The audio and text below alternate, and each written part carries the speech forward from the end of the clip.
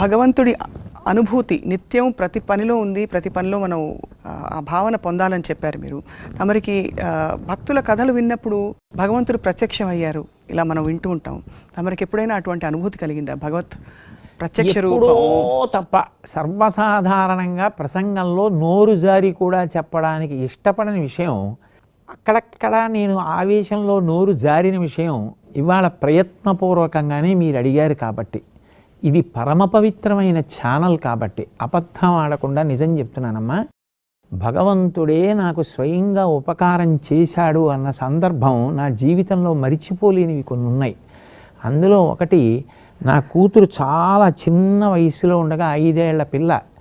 అటువంటి సమయంలో నాలుక తెగిపోయింది. అది పరిగెడుతూ గడప కొట్టుకుంది పడిపోయి.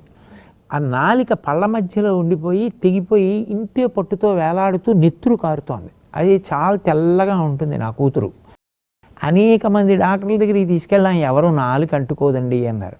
ఆ స్థానికంగా ఒక చిన్న వైద్యశాల ఉండేది, వారి దగ్గరికి తీసుకెడితే పాపం ఆయన ఉదార హృదయంతో, చిన్నపిల్లండి చాలా కష్టం, నాలుకకి సర్జరీ చేయలేమని బలవంతంగా కుట్లు వేసేస్తాను, కానీ పాపకి మాటలు రావు సరిగ్గానన్నారు.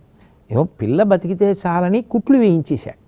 కానీ అది ఆ నాలిక అదోలా అనిపించి ఏమీ తినేదిగా తాగేది కాదు. అందులో బంధువులు వచ్చి అస్తమానం ఏది నోరు అంటే బెంగ పెట్టేసుకొని ఇలా శల్యం అయిపోయింది. నేనేదో పాపం చేసి ఉన్నాను, దానివల్ల కూతురికి అలా అయింది నమ్ముతా, నిజమే నా పాపమే. ఇంకొకలా దాన్ని నిష్కృతి చేయి, నడిచి నీ కొండకొస్తా. ఆ రోజుల్లో పెద్దాపురంలో ఉండేవాడిని. పెద్దాపురం నుంచి కాలినడకను వచ్చి నీ దర్శనం చేస్తా. నా కష్టంలో తీసేసుకో ఆ బాధ పాపం. అదేం చేసిందని దాన్ని ఎందుకు బాధ పెడుతున్నావు? ఆ బాధ ద్వారా నేను ఎందుకు పాపం పోగొట్టుకోవాలి? నువ్వు భగవంతుడివి కదా, మొరలు ఆలకిస్తావు కదా, అలా మార్చు అన్నాను.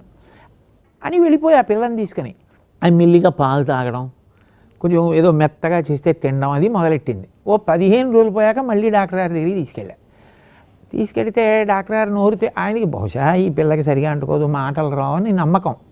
నోరు తెరవమన్నారు. అది నోరు తెరిచి నాలుగు చూపించింది ఉత్సాహంగా. డాక్టర్ గారు ఆశ్చర్యపోయి కుర్చీలో వెనక్కి వాలి కూర్చున్నాడు. ఇది సర్వసాధారణంగా సంభవం కాదండి. ఇలాగా నాలుక అంటుకోవడం అన్నది ఉండదు. పైగా ఇంత ముక్కతోటే వేలాడుతోంది నాలిక. కాబట్టి భగవంతుడు ఉన్నాడన్నది నాకు తిరుగులేని నమ్మకం అమ్మా. నా కూతురు నాలిక చివర ఉన్న నల్లపూసంత పొక్కు ఈశ్వరుడు ఉన్నాడనడానికి నాకు ప్రబల సాక్ష్యం. అది తల్లి. అందుకని ఈశ్వరుడు లేకపోవడం ఏమిటమ్మా, ఉన్నాడు.